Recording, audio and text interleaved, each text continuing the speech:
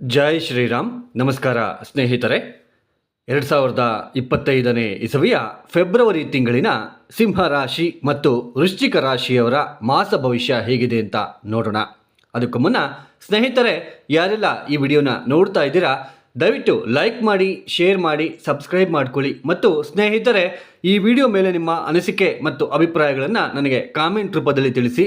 ಮತ್ತು ಜ್ಯೋತಿಷ್ಯ ಕನ್ಸಲ್ಟೇಷನ್ ಬೇಕು ಅಂತಂದರೆ, ಪರ್ಸನಲ್ ಆರೋಸ್ಕೋಪ್ ಕನ್ಸಲ್ಟೇಷನ್ ಬೇಕು ಅಂತಂದರೆ ಡಿಸ್ಪ್ಲೇ ಆಗ್ತಾ ಇರ್ತಕ್ಕಂತಹ ನಂಬರ್ಗೆ ನೀವು ನೇರವಾಗಿ ಕರೆಯನ್ನು ಮಾಡಬಹುದು. ಮತ್ತು ಸ್ನೇಹಿತರೆ ನೋಡಿ, ಈ ರಾಶಿ ಫಲಿತಾಂಶಗಳು ಅಂತಕ್ಕಂಥದ್ದು ಈ ಕೇವಲ ಒಂದು 30% ಮಾತ್ರ ಅನ್ವಯಿಸುತ್ತೆ ನಮಗೆ. ಏಕೆಂದರೆ ಈಗ ರಮೇಶ್ ಅಂತಕ್ಕಂಥವ್ರು ಅಥವಾ ರಾಧಾ ಅಂತಕ್ಕಂಥವ್ರು ಅಥವಾ ಈ ಒಂದು ಕೋಮಲ ಅಂತಕ್ಕಂಥವ್ರು ಅಥವಾ ಮಹೇಶ್ ಅಂತಕ್ಕಂಥವ್ರು, ಈ ಥರ ಹೆಸರುಗಳು ಏನಿದೆ, ಈಗ ಮಹೇಶ್, ನನ್ನ ಹೆಸರು ಮಹೇಶ್ ಅಂತಂದರೆ ನನ್ನ ಹೆಸರು ಮಹೇಶ್ ಆ್ಯಕ್ಚುಲಿ. ಈಗ ಮಹೇಶ್ ಅಂತಕ್ಕಂಥವ್ರು ಎಷ್ಟು ಜನ ಇರ್ತಾರೆ ಅಂತ ಯೋಚನೆ ಮಾಡಿ. ಆ ರಾಶಿ ಅಂದರೆ ಸಿಂಹ ರಾಶಿ ಆಗುತ್ತೆ ನಮ್ಮದು. ಅಂದರೆ ಸಿಂಹ ರಾಶಿಯಲ್ಲಿರ್ತಕ್ಕಂತಹ ಮಹೇಶ್ ಅಂತಕ್ಕಂಥವ್ರಿಗೆ ಎಲ್ಲರಿಗೂ ಒಂದೇ ಫಲಿತಾಂಶಗಳು ಬರುತ್ತಾ? ಈ ಒಂದು ರಾಶಿ ಫಲಿತಾಂಶಗಳು ಇಲ್ಲ ಅಲ್ವಾ? ಅಂದರೆ ನಮ್ಮ ಜನ್ಮಜಾತಕ ತುಂಬ ಇಂಪಾರ್ಟೆಂಟ್ ಆಗಿರುತ್ತೆ.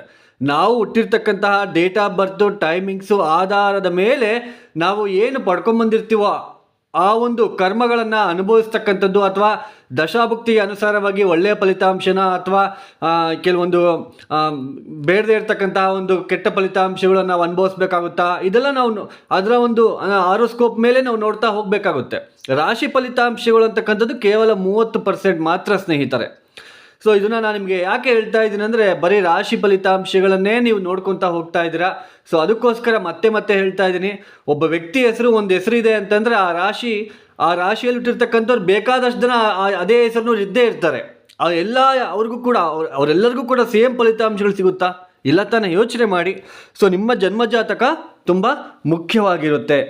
ಕೆಲವರು ಕುಟುಂಬದಲ್ಲಿ ತೊಂದರೆ ಅನುಭವಿಸ್ತಾ ಇರ್ತೀರಾ, ಕೆಲವರು ಮದುವೆ ವಿಚಾರದಲ್ಲಿ ತೊಂದರೆ, ಕೆಲವರು ಉದ್ಯೋಗದಲ್ಲಿ ತೊಂದರೆ, ಕೆಲವರು ಹಣಕಾಸಿನ ವಿಚಾರದಲ್ಲಿ ತೊಂದರೆ, ಕೆಲವರು ಕರ್ಮ ಅನುಸಾರವಾಗಿ ಈ ಬುದ್ಧಿ ಚಂಚಲ ಆಗಿಬಿಟ್ಟು ಬೆಟ್ಟಿಂಗು ಈ ಥರ ಎಲ್ಲ ದುಡ್ಡು ಅಂದರೆ ಸಾಲ ಮಾಡ್ಕೊಂಡಾದ್ರೂ ದುಡ್ಡು ಕಟ್ಬಿಟ್ಟು ಸೋತೋಗ್ಬಿಟ್ಟು ಅಲ್ಲಿ ತುಂಬಾ ಸಾಲಗಾರರಾಗಿ ಇದು ಮಾಡಬೇಕಾಗಿರ್ತಕ್ಕಂಥ ಸ್ಥಿತಿ. ಈ ಥರ ಅಲ್ಲಿ ಗ್ರಹ ಸ್ಥಿತಿ ಯಾವ ಥರ ಇದೆಯೋ ನೀವು ಹುಟ್ಟಿದಾಗ ಅಲ್ಲಿ ನೋಡ್ಕೋಬೇಕಾಗುತ್ತೆ. ಅದಕ್ಕೆ ತಕ್ಕಂತೆ ಪರಿಹಾರಗಳನ್ನು ನಾವು ಮಾಡ್ಕೊಳ್ತಾ ಹೋಗಬೇಕಾಗುತ್ತೆ ಸ್ನೇಹಿತರೆ. ಇದನ್ನು ನಾವು ಚೆನ್ನಾಗಿ ನೆನಪು ಇಟ್ಕೋಬೇಕಾಗಿರುತ್ತೆ.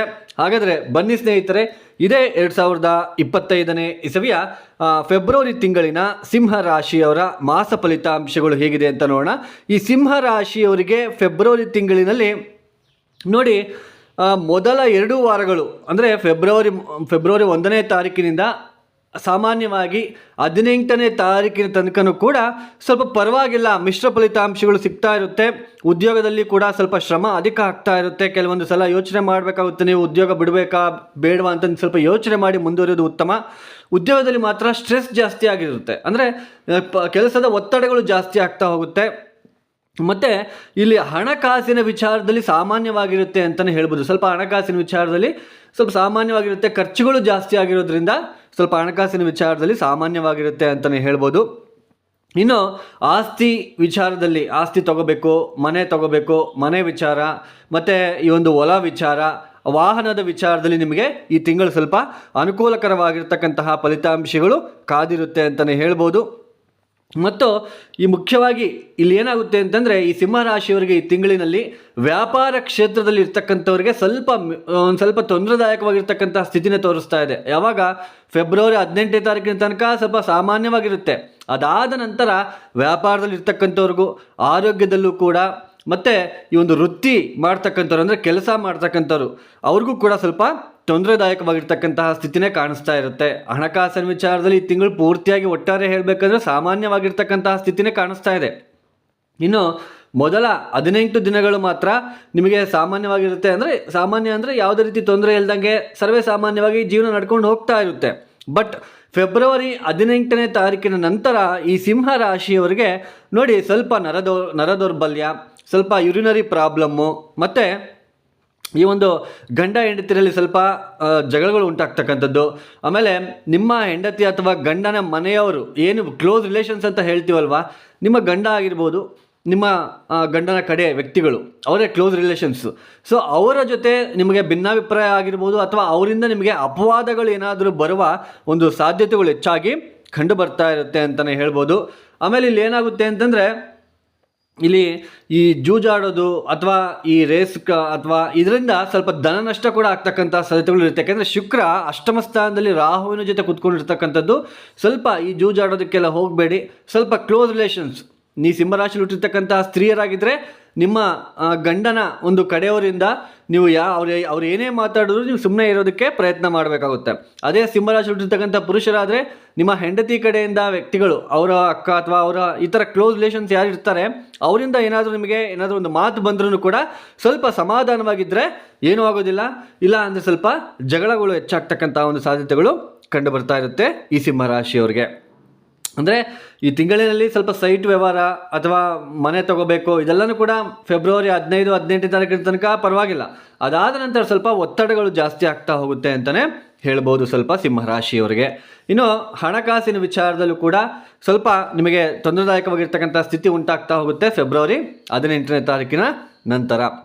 ಇನ್ನು ಈ ಒಂದು ರಿಸರ್ಚ್ ಮಾಡ್ತಾ ಇರ್ತಕ್ಕಂತಹ ವ್ಯಕ್ತಿಗಳು ಏನಿದ್ದಾರೆ, ರಿಸರ್ಚ್ ಓರಿಯೆಂಟೆಡ್ ಕೆಲಸ ಮಾಡ್ತಾ ಇರ್ತಕ್ಕಂಥವ್ರಿಗೆ ತುಂಬ ಒಳ್ಳೆಯ ಒಂದು ಸ್ಥಿತಿಗೆ ಅಂದರೆ ಒಳ್ಳೆಯದಾಗಿರ್ತಕ್ಕಂಥ ಸ್ಥಿತಿನೇ ಇಲ್ಲಿ ಕಾಣಿಸ್ತಾ ಇದೆ. ಮತ್ತು ಚಲನಚಿತ್ರ ಮತ್ತು ಛಾಯಾಗ್ರಾಹಕ ಫೋಟೋಗ್ರಫಿ ಅಂತ ನಾವು ಕರಿತೀವಲ್ವ, ಸೊ ಅಂಥ ವ್ಯಕ್ತಿಗಳಿಗೆ ತುಂಬ ಆರಾಮದಾಯಕವಾಗಿರ್ತಕ್ಕಂತಹ ಜೀವನನೇ ಇಲ್ಲಿ ಕಾಣಿಸ್ತಾ ಇದೆ ಅಂತಲೇ ಹೇಳ್ಬೋದು. ಒಟ್ಟಾರೆಯಾಗಿ ಈ ಸಿಂಹರಾಶಿಯವರು ಸ್ವಲ್ಪ ಈ ಒಂದು ಕುಟುಂಬದ ವಿಚಾರದಲ್ಲಿ ಸ್ವಲ್ಪ ಕ್ಲೋಸ್ ರಿಲೇಷನ್ಸ್ ಜೊತೆ ಮತ್ತು ಪಾರ್ಟ್ನರ್ಶಿಪ್ ಬಿಸ್ನೆಸ್ ಯಾರಾದರೂ ಮಾಡ್ತಾ ಇದ್ದರೆ ಸೊ ಅವರು ಸ್ವಲ್ಪ ಜಾಗ್ರತೆ ಆಗಿರೋದಕ್ಕೆ ಪ್ರಯತ್ನ ಪಟ್ಟರೆ ತುಂಬ ಒಳ್ಳೆಯದು ಸ್ನೇಹಿತರೆ. ಒಟ್ಟಾರೆಯಾಗಿ ಸಿಂಹರಾಶಿಯವರು ಈ ಫೆಬ್ರವರಿ ತಿಂಗಳಿನಲ್ಲಿ ಪ್ರತಿನಿತ್ಯ ನೀವು ಮಾಡಬೇಕಾಗಿರೋ ಕೆಲಸ ಈ ಒಂದು ಸೂರ್ಯನಾರಾಯಣ ಆರಾಧನೆ, ಸೂರ್ಯ ನಮಸ್ಕಾರಗಳನ್ನು ಮಾಡ್ಕೊಳ್ತಕ್ಕಂಥದ್ದು, ಆದಿತ್ಯ ಹೃದಯ ಸ್ತೋತ್ರ ಪಾರಾಯಣ ಮಾಡ್ಕೊಳ್ತಕ್ಕಂಥದ್ದು ತುಂಬ ಉತ್ತಮ. ಸಾಧ್ಯ ಆದರೆ ಈ ಒಂದು ಮಹಾಲಕ್ಷ್ಮಿ ಆಗಿರ್ಬೋದು, ಮತ್ತು ಆಮೇಲೆ ಯಾವುದಾದ್ರೂ ನಿಮಗೆ ಇಷ್ಟವಾಗಿರ್ತಕ್ಕಂಥ ದೇವಿಗೆ ಸ್ವಲ್ಪ ಕೆಂಪು ಹೂವುಗಳನ್ನು ಅರ್ಪಣೆ ಮಾಡ್ಕೊಳೋದಕ್ಕೆ ಪ್ರಯತ್ನ ಮಾಡ್ತಾ ಇರಿ. ಇನ್ನು ಮುಂದಿನ ಒಂದು ರಾಶಿ ವೃಶ್ಚಿಕ ರಾಶಿ. ಈ ವೃಶ್ಚಿಕ ರಾಶಿಯವರಿಗೆ ಈ ಒಂದು ತಿಂಗಳಿನಲ್ಲಿ ಮುಖ್ಯವಾಗಿ ಮದುವೆ ಆಗದೇ ಇರ್ತಕ್ಕಂಥವ್ರಿಗೆ ಮದುವೆ ಆಗುವ ಒಂದು ಲಕ್ಷಣಗಳು ಹೆಚ್ಚಾಗಿ ಕಂಡು ಬರ್ತಾ ಇರುತ್ತೆ ಅಂತಲೇ ಹೇಳ್ಬೋದು ಈ ಒಂದು ವೃಶ್ಚಿಕ ರಾಶಿಯವರಿಗೆ. ಮೊದಲನೇದಾಗಿ ಇದೊಂದು ಸ್ವಲ್ಪ ಸಿಹಿಯಾಗಿರ್ತಕ್ಕಂಥ ಸುದ್ದಿ ಆಗಿರುತ್ತೆ. ಇಲ್ಲಿ ಮುಖ್ಯವಾಗಿ ನಿಮ್ಮ ರಾಶ್ಯಾಧಿಪತಿ ಅಷ್ಟಮ ಸ್ಥಾನದಲ್ಲಿ ಕುಜ ವಕ್ರಿ ಆಗಿದ್ದಾರೆ. ವೃಶ್ಚಿಕ ರಾಶಿಯಲ್ಲಿ ಅಂದರೆ ವೃಶ್ಚಿಕ ರಾಶಿ ಇರ್ತಕ್ಕಂಥವ್ರಿಗೆ ನಿಮ್ಮ ರಾಶ್ಯಾಧಿಪತಿ ಆಗಿರ್ತಕ್ಕಂಥ ಕುಜನೇ ಅಷ್ಟಮ ಸ್ಥಾನದಲ್ಲಿ ವಕ್ರಿಯಾಗಿ ದ್ವಿತೀಯ ಸ್ಥಾನವನ್ನು ನೋಡ್ತಾ ಇರೋದು. ಸ್ವಲ್ಪ ಕುಟುಂಬದ ವಿಚಾರದಲ್ಲಿ ಜಾಗೃತಿ ಆಗಿರಬೇಕು, ಕುಟುಂಬದ ವ್ಯಕ್ತಿಗಳ ಜೊತೆ ಜಾಗೃತಿ ಆಗಿರಬೇಕು, ಅವ್ರ ಜೊತೆ ಮಾತನಾಡಬೇಕಾದ್ರೆ ಸ್ವಲ್ಪ ಜಾಗೃತಿ ಆಗಿರಬೇಕು. ಮತ್ತು ಹಣಕಾಸಿನ ವಿಚಾರದಲ್ಲಿ ಸ್ವಲ್ಪ ಜಾಗೃತಿ ಆಗಿರಬೇಕು. ಅಂದರೆ ಹಣಕಾಸಿನ ವಿಚಾರದಲ್ಲಿ ಏನು ದೊಡ್ಡ ಮಟ್ಟಕ್ಕೆ ತೊಂದರೆ ಇಲ್ಲಿ ಕಾಣ್ತಾ ಇಲ್ಲ, ಬಟ್ ಖರ್ಚುಗಳು ನೀವು ವಿಪರೀತವಾಗಿ ಮಾಡೋದಕ್ಕೆ ಇಲ್ಲಿ ಅವಕಾಶಗಳಿರುತ್ತೆ ಅಂತಲೇ ಹೇಳ್ಬೋದು. ಈ ವೃಶ್ಚಿಕ ರಾಶಿಯವರಿಗೆ ಈ ಒಂದು ತಿಂಗಳಿನಲ್ಲಿ ಮದುವೆ ಆಗ್ತಕ್ಕಂಥ ಲಕ್ಷಣಗಳಿದೆ. ಒಳ್ಳೆಯ ಆದಾಯ ಇರುತ್ತೆ, ಬಟ್ ಖರ್ಚುಗಳು ಕೂಡ ಅದೇ ರೀತಿಯೇ ಇಲ್ಲಿ ಆಗ್ತಾ ಇರುತ್ತೆ ಅಂತಲೇ ಹೇಳ್ಬೋದು. ಇನ್ನು ಆಮೇಲೆ ಪಂಚಮ ಭಾವದಲ್ಲಿ ಶುಕ್ರ ರಾಹು ಇದ್ದಾರೆ ಸ್ನೇಹಿತರೆ. ಯಾವತ್ತೇ ಆಗಲಿ ಪಂಚಮ ಭಾವದಲ್ಲಿ ಶುಕ್ರ ರಾಹು ಬಂದಾಗ, ಸಪ್ತಮ ಸ್ಥಾನಕ್ಕೆ ಗುರು ಬಂದಾಗ ಈ ಇಷ್ಟಪಟ್ಟು ಮದುವೆ ಆಗ್ತೀವಲ್ವ, ಈ ಪ್ರೀತಿ ಮಾಡಿಬಿಟ್ಟು ಮದುವೆ ಆಗ್ತಾರಲ್ವ, ಅಂಥವ್ರಿಗೆ ಈ ತಿಂಗಳು ಸ್ವಲ್ಪ ಉನ್ನತವಾಗಿರ್ತಕ್ಕಂತಹ ಸ್ಥಿತಿನೇ ಕಾಣಿಸ್ತದೆ. ಸ್ವಲ್ಪ ಚೆನ್ನಾಗಿದೆ ಅವ್ರಿಗೆ ಟೈಮ್ ಅಂತಲೇ ಹೇಳ್ಬೋದು. ಆದರೆ ಪಂಚಮ ಭಾವದಲ್ಲಿ ಶುಕ್ರ ರಾಹುವಿನ ಒಂದು ಸಂಚಾರ ಏನಿದೆ, ಇಲ್ಲದೆ ಇರೋ ಆಸೆ ಹುಟ್ಟಿಸ್ತಾರೆ. ಅಂದರೆ ಈ ತಲೆಯಲ್ಲಿ ಏನಾದರೂ ಒಂದು ಯೋಚನೆ ಈ ಥರ ಯಾವ ಥರ ಅಂತಂದರೆ ಬೇಗ ಶ್ರೀಮಂತನಾಗಬೇಕು, ಅಥವಾ ಜೂಜು ಅಥವಾ ಈ ಥರ ಜೂಜಾಡೋದಕ್ಕೆ ಹೋಗ್ಬಿಡೋಣ, ಬೆಟ್ಟಿಂಗ್ ಕಟ್ಟೋಣ, ಈ ಥರ ಒಂದು ಸ್ವಲ್ಪ ಒಂದು ದುರಾಲೋಚನೆ ಬರ್ತಕ್ಕಂಥದ್ದು, ಈ ಪ್ರೀತಿ ಪ್ರೇಮದಲ್ಲಿ ಬೀಳ್ತಕ್ಕಂಥದ್ದು, ಈ ಥರ ಏನಾದರೂ ಒಂದು ದುರಾಲೋಚನೆ ಯಾವುದಾದ್ರೂ ಒಂದು ಸ್ತ್ರೀ ಬಗ್ಗೆ ಅಥವಾ ಒಂದು ಪುರುಷನ ಬಗ್ಗೆ ಏನಾದರೂ ಒಂದು ಕೆಟ್ಟ ಆಲೋಚನೆಗಳು ಬರ್ತಕ್ಕಂಥದ್ದು, ಈ ಥರ ಅಂದರೆ ಶಾರ್ಟ್ಕಟ್ಟಲ್ಲಿ ನಾವು ಹಣವನ್ನು ಸಂಪಾದನೆ ಮಾಡಬೇಕು ಅಂತಕ್ಕಂಥ ಒಂದು ಭಾವನೆ ಈ ಥರ ಹೆಚ್ಚಾಗಿ ಕಂಡು ಬರ್ತಾ ಇರುತ್ತೆ.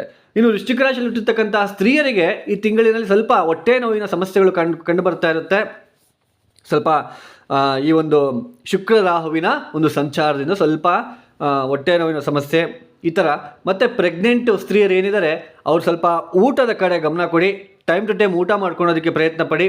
ಈ ಒಂದು ಜಾಸ್ತಿ ಯೋಚನೆ ಮಾಡ್ದಂಗೆ ಆರಾಮಾಗಿ ಇರೋದಕ್ಕೆ ಪ್ರಯತ್ನ ಪಟ್ಟರೆ ತುಂಬ ಒಳ್ಳೆಯದು. ವೃಶ್ಚಿಕ ರಾಶಿ ಹುಟ್ಟಿರ್ತಕ್ಕಂಥ ಈ ಒಂದು ಪ್ರೆಗ್ನೆಂಟ್ ಇರ್ತಕ್ಕಂತಹ ಸ್ತ್ರೀಯರು. ಆಮೇಲೆ ವೃಶ್ಚಿಕ ರಾಶಿಯಲ್ಲಿ ಹುಟ್ಟಿರ್ತಕ್ಕಂಥವ್ರಿಗೆ ಈ ತಿಂಗಳಿನಲ್ಲಿ ಕೊನೆಯ ವಾರದಲ್ಲಿ ಸ್ವಲ್ಪ ಉದ್ಯೋಗದಲ್ಲಿ ಟೆನ್ಷನ್ನು, ಉದ್ಯೋಗ ಬಿಡಬೇಕು ಅಂತಕ್ಕಂಥ ಒಂದು ಭಾವನೆ ಬರ್ತಕ್ಕಂಥದ್ದು, ಸುಖಕ್ಕೆ ಭಂಗ ಬರ್ತಕ್ಕಂಥದ್ದು. ಅಂದರೆ ಈ ಫೆಬ್ರವರಿ ತಿಂಗಳಿನಲ್ಲಿ ಮೊದಲ 20 ದಿನಗಳು ಕೂಡ ತುಂಬ ಚೆನ್ನಾಗಿರುತ್ತೆ ಅಂತಲೇ ಹೇಳ್ಬೋದು. ಅದಾದ ನಂತರ ಉದ್ಯೋಗದಲ್ಲಿ ಸ್ವಲ್ಪ ತೊಂದರೆಗಳು, ಏರಿಳಿತಗಳು ಕಾಣಿಸ್ಕೊಳ್ಳೋದಕ್ಕೆ ಇಲ್ಲಿ ಸಮಯ ಬರ್ತಾ ಹೋಗುತ್ತೆ. ಹೆಚ್ಚಾಗಿ ಮನಸ್ಸಿಗೆ ಸ್ವಲ್ಪ ಏನಾದರೂ ನೋವು ಉಂಟಾಗ್ತಕ್ಕಂಥದ್ದು, ತಂದೆ ತಾಯಿ ಆರೋಗ್ಯದಲ್ಲಿ ವ್ಯತ್ಯಾಸಗಳು ಉಂಟಾಗ್ತಕ್ಕಂಥದ್ದು, ಕೆಲಸ ಮಾಡೋ ಜಾಗದಲ್ಲಿ ಸ್ವಲ್ಪ ಅವಮಾನಗಳನ್ನು ಅನುಭವಿಸ್ತಕ್ಕಂಥದ್ದು, ಈ ಥರ ಒಂದು ಸ್ಥಿತಿಗತಿಗಳು ಹೆಚ್ಚಾಗಿ ನಿಮಗೆ ವೃಶ್ಚಿಕ ರಾಶಿಯವರಿಗೆ ಕಂಡು ಬರ್ತಾ ಇರುತ್ತೆ ಅಂತಲೇ ಹೇಳ್ಬೋದು. ವೃಶ್ಚಿಕ ರಾಶಿಯವರಿಗೆ ಏನು ಕಿವಿ ಮಾತನ್ನು ಹೇಳ್ತೀನಿ ಅಂದರೆ, ಈ ನಿಮ್ಮ ವಾಹನವನ್ನು ಯಾರಿಗೂ ಕೊಡೋದಕ್ಕೆ ಹೋಗಬೇಡಿ. ಏನು ನಿಮ್ಮ ವಾಹನ ಇದೆಯಲ್ವಾ, ಯಾರಾದರೂ ಫ್ರೆಂಡ್ ಕೇಳಿದ್ರು ಅಂತ ಕೊಟ್ಬಿಡೋದು, ಈ ಥರ ಎಲ್ಲ ದಯವಿಟ್ಟು ಮಾಡೋದಕ್ಕೆ ಹೋಗಬೇಡಿ. ಮತ್ತು ರಾತ್ರಿ ವೇಳೆ ಪ್ರಯಾಣವನ್ನು ತಪ್ಪಿಸಿ ಈ ತಿಂಗಳಿನಲ್ಲಿ. ಮತ್ತು ಮೂರನೇದಾಗಿ ನಾನು ಹೇಳೋದಕ್ಕೆ ಇಷ್ಟಪಡ್ತೀನಿ ಅಂತಂದರೆ, ಇಲ್ಲಿ ಮುಖ್ಯವಾಗಿ ಟೈಮ್ ಟು ಟೈಮ್ ಊಟ ಮಾಡೋಕ್ಕೆ ಪ್ರಯತ್ನ ಮಾಡಿ. ಟೈಮ್ ಟು ಟೈಮ್ ಊಟ ಮಾಡೋದಕ್ಕೆ ಪ್ರಯತ್ನ ಮಾಡಿ. ಮತ್ತು ತಾಯಿಯ ಮತ್ತು ತಂದೆಯ ಆರೋಗ್ಯದ ಕಡೆ ಗಮನ ಕೊಡಿ. ಮತ್ತು ಸೈಟು, ಈ ಒಂದು ಭೂಮಿ ವಿಚಾರದಲ್ಲಿ ಯಾವುದೇ ರೀತಿಯಾದಂತಹ ಒಂದು ಮುಂಗೋಪತನ ಬೇಡ ಈ ತಿಂಗಳಿನಲ್ಲಿ ಅಂತಲೇ ಹೇಳೋದಕ್ಕೆ ಇಷ್ಟಪಡ್ತೀನಿ. ಒಟ್ಟಾರೆಯಾಗಿ ಈ ಒಂದು ಮೊದಲ 20 ದಿನಗಳು ನಿಮ್ಗೆ ಎಲ್ಲ ರೀತಿಯ ಅನುಕೂಲ ಇದ್ದರೂ ಕೂಡ 20ನೇ ತಾರೀಕಿನ ನಂತರ ಸ್ವಲ್ಪ ಮಾಡ್ತಕ್ಕಂಥ ವೃತ್ತಿ ವಿಚಾರದಲ್ಲಿ, ಮಾನಸಿಕ ವಿಚಾರದಲ್ಲಿ, ವಾಹನದ ಒಂದು ವಿಚಾರದಲ್ಲಿ ಸ್ವಲ್ಪ ತೊಂದರೆಗಳು ಕಾಣಿಸ್ತಾ ಇದೆ. ದಯವಿಟ್ಟು ಎಚ್ಚರವಾಗಿರೋದಕ್ಕೆ ಪ್ರಯತ್ನ ಮಾಡಿ ವೃಶ್ಚಿಕ ರಾಶಿಯವರು. ಮತ್ತು ವಾಹನವನ್ನು ರ್ಯಾಶ್ ಆಗಿ ಓಡಿಸೋದಕ್ಕೆ ಹೋಗಬೇಡಿ ಸ್ನೇಹಿತರೆ. ದಯವಿಟ್ಟು ಈ ಕುಡಿದ್ಬಿಟ್ಟು, ಡ್ರಿಂಕ್ಸ್ ಮಾಡಿಬಿಟ್ಟು ವಾಹನವನ್ನು ಚಲಾವಣೆ ಮಾಡ್ಕೊಳ್ತಕ್ಕಂಥದ್ದು, ಇದನ್ನೆಲ್ಲ ದಯವಿಟ್ಟು ಮಾಡಲಿಕ್ಕೆ ಹೋಗಬೇಡಿ. ಇಲ್ಲಾಂದರೆ ಸ್ವಲ್ಪ ಅಪಘಾತಗಳಾಗ್ತಕ್ಕಂಥ ಒಂದು ಮುನ್ಸೂಚನೆಗಳು ವಾರದ ತಿಂಗಳಿನ ಲಾಸ್ಟು ಅಂದರೆ 4ನೇ ವಾರದಲ್ಲಿ ಸ್ವಲ್ಪ ಆ ಥರ ನಿಮಗೆ ಕಾಣಿಸ್ತಾ ಇರುತ್ತೆ ಈ ವೃಶ್ಚಿಕ ರಾಶಿಯವರಿಗೆ. ಈ ವೃಶ್ಚಿಕ ರಾಶಿಯಲ್ಲಿ ಹುಟ್ಟಿರ್ತಕ್ಕಂಥವ್ರು ಏನು ಮಾಡ್ಕೋಬೇಕು ಅಂದರೆ, ಕಾಲಭೈರವೇಶ್ವರ ಆರಾಧನೆ ಮಾಡ್ತಾ ಇರಬೇಕು. ಪ್ರತಿನಿತ್ಯ ಸೂರ್ಯನ ಆರಾಧನೆ ಮಾಡ್ತಾ ಇರಬೇಕು. ಆಮೇಲೆ ಮುಖ್ಯವಾಗಿ ಸುಬ್ರಹ್ಮಣ್ಯನ ಆರಾಧನೆ ಅಥವಾ ಲಕ್ಷ್ಮೀನರಸಿಂಹ ಸ್ವಾಮಿಗೆ ಮಂಗಳವಾರ ಭೇಟಿ ಕೊಡಿ. ಮತ್ತು ಹೋಳಿಗೆ, ತೊಗರಿಬೇಳೆಯಿಂದ ಮಾಡಿರ್ತಕ್ಕಂಥ ಹೋಳಿಗೆನ ಸ್ವಲ್ಪ 4 ಜನಕ್ಕೆ ಸಿಹಿಯನ್ನು ಹಂಚಿ ಬರೋದಕ್ಕೆ ಪ್ರಯತ್ನ ಮಾಡಿ. ಮತ್ತು ದೇವಿಯ ದರ್ಶನವನ್ನು ಮಾಡ್ಕೊಳ್ತಾ ಇರಿ. ಶುಕ್ರವಾರ ರಾಹುಕಾಲದಲ್ಲಿ ದೇವಿಗೆ ಕೆಂಪು ಹೂವಿನ ಹಾರ ಹಾಕಿಬಿಟ್ಟು ನಿಮ್ಮ ಹೆಸರಿನಲ್ಲಿ ಅರ್ಚನೆ ಮಾಡ್ಕೊಳ್ಳೋದಕ್ಕೆ ಪ್ರಯತ್ನ ಮಾಡಿ. ಈ ವಿಡಿಯೋ ನಿಮಗೆ ಇಷ್ಟ ಆಗಿದ್ರೆ ಲೈಕ್ ಮಾಡಿ, ಶೇರ್ ಮಾಡಿ, ಸಬ್ಸ್ಕ್ರೈಬ್ ಮಾಡ್ಕೊಳ್ಳಿ. ಸರ್ವೇ ಜನೋ ಸುಖಿನೋ ಭವಂತು. ಧನ್ಯವಾದಗಳು. ಜೈ ಶ್ರೀರಾಮ್.